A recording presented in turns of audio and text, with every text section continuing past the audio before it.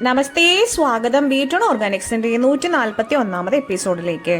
മുത്തശ്ശി വൈദ്യത്തിലും ആയുർവേദ വൈദ്യത്തിലും സിദ്ധവൈദ്യത്തിലും അലോപ്പതിക് മെഡിസിനായിട്ട് ഉപയോഗിക്കണ അല്ലെങ്കിൽ മെഡിസിനിൽ കണ്ടൻ്റായിട്ട് ചേർക്കണ ഒരു ചെടീനെയാണ് ഇന്ന് പരിചയപ്പെടുത്തുന്നത് കേട്ടോ. ആടലോടകം അല്ലെങ്കിൽ കാസമർദ്ദിനി, വൈദ്യമാതാവ്, വാസക അല്ലെങ്കിൽ ആടരൂക്ഷ എന്നൊക്കെ പറയണ ഇന്ത്യയിൽ മിക്ക സ്ഥലത്തും വളരുന്നതാണ്. കേരളത്തിൽ മാത്രം ധാരാളമായിട്ട് കണ്ടുവരുന്ന വേറൊരു ആടലോടകം ഉണ്ട് കേട്ടോ. സമൂലം നമുക്ക് ഉപയോഗിക്കാവുന്നതാണ്. 2 തരത്തിലുള്ളതാണ് പ്രധാനമായിട്ട് ഉപയോഗിക്കുന്നത്. വലിയ ആടലോടകവും ചെറിയ ആടലോടകവും. കൂടുതൽ ഔഷധ ഗുണമുള്ളത് ചെറിയ ആടലോടകത്തിനാണ്. 8 ജോഡിയിലേറെ വേരുകളാണ് അതിൽ കാണാൻ പറ്റുക. വലിയ ആടലോടകത്തിൽ 14 ജോഡിയിലേറെ ഞരമ്പ് വേരുകളും ഉണ്ടാവും. അപ്പോൾ അത് നോക്കിയിട്ടാണ് നമുക്ക് ഏറ്റവും കൂടുതൽ ഇതിനെ മനസ്സിലാക്കാൻ പറ്റുക. വലിയ ആടലോടകത്തിൻ്റെ ഇല ലേശം കൂടി വലുതാവും ചെയ്യും കേട്ടോ. ഇനി ചെറിയ ആടലോടകം, ഇതിന് കഫക്കെട്ടിന് ഇതിൻ്റെ ഇല 1 ഗ്ലാസ് വെള്ളത്തിൽ 3-4 ചെറിയ ജീരകം ചേർത്ത് തിളപ്പിച്ചിട്ട് അതിനെ പകുതിയാക്കിയിട്ട് 3-4 ആയിട്ട് കഴിച്ചു കഴിഞ്ഞ് കഴിഞ്ഞാൽ വ്യത്യാസം വരുന്നുണ്ട്. ചുമയ്ക്കും കഫക്കെട്ടിന് നല്ലതാണ്.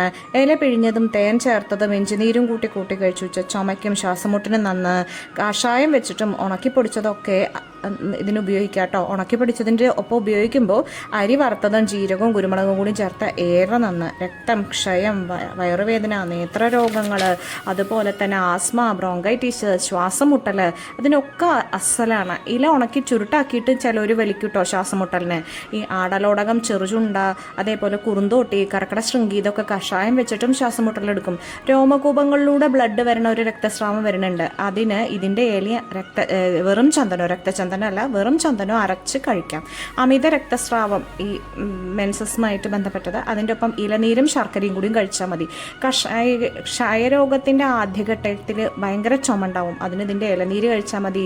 വയറുവേദനയ്ക്ക്, കുട്ടികളുടെ വയറിലെ പുണ്ണിന്, അതേപോലെ കൃമിക്ക്, നേത്രരോഗങ്ങൾക്ക്, രക്താർശസിന്, രക്താതിസാരത്തിന്, നമ്മുടെ പ്ലേറ്റ്ലെറ്റുകളുടെ എണ്ണം കൂട്ടാൻ, ഇതൊക്കെ ഇത് ഉപയോഗിക്കും കേട്ടോ. ഗർഭിണികൾ നല്ലോണം ശ്രദ്ധിച്ച് ഉപയോഗിക്കണം. വൈദ്യരുടെ നിർദ്ദേശപ്രകാരം മാത്രമേ ഉപയോഗിക്കാൻ പാടൂ. ഇനി വലിയ ആടലോടകം പരിചയപ്പെടുത്താം. നമ്മുടെ പാലക്കാടാണ് ഏറ്റവും കൂടുതലായിട്ടുള്ളത്. വേലിത്തറിയായിട്ട് ഉപയോഗിക്കുന്നുണ്ട്. മൃഗങ്ങളും കൂടി തിന്നില്ല എന്നുള്ളത് വേറൊരു കാര്യം കേട്ടോ. അതുകൊണ്ട് തന്നെ ഫംഗസുകളും കീടങ്ങളും ഒന്നും ആക്രമിക്കാത്തതുകൊണ്ട് പഴം പൊതിഞ്ഞു കൊടുക്കാണ്ടാക്കുന്നുണ്ട്. മഞ്ഞ കളറിൽ പെയിൻറ് ഉണ്ടാക്കാൻ ഉപയോഗിക്കുന്നുണ്ട്. കൂടുതലായിട്ട് പച്ചലവളായിട്ട് ഉപയോഗിക്കുന്നുണ്ട്. ഏറ്റവും പ്രധാനമായിട്ട് പറയാനുള്ളത്, ഇപ്പൊക്കെ പലപ്പോഴും ചെറിയ ആടലോടകം ധാരാളം കിട്ടാണ്ടാവണ സമയത്ത് ഈ ആടലോടകം എന്ന് പറഞ്ഞിട്ട് പലപ്പോഴും പലർക്കും ലഭ്യമാകണത് ഈ വലിയ ആടലോടകമാണ്. അതിന് പ്രത്യേകിച്ച് ഈ പറഞ്ഞു കഴിഞ്ഞാൽ ദോഷം ഉണ്ടാക്കണില്ല എന്നുള്ളതിനേക്കാളും അത് ഗുണം ഉണ്ടാക്കണില്ല എന്നുള്ളതാണ് സത്യം. ചെറിയ ആടലോടകം തന്നെ മരുന്നിന് ചേർക്കുകയാണ് ഏറ്റവും നല്ലത്. കാരണം എന്തിനും അപരന്മാരുണ്ടല്ലോ. കുറുന്തോട്ടിക്ക് പകരം നമ്മൾ ആനക്കുറുന്തോട്ടി ഉപയോഗിക്കുന്ന പോലെ ഉപയോഗിക്കുമ്പോൾ ശ്രദ്ധിക്കുക, ചെറിയ ആടലോടകം തന്നെയാണ്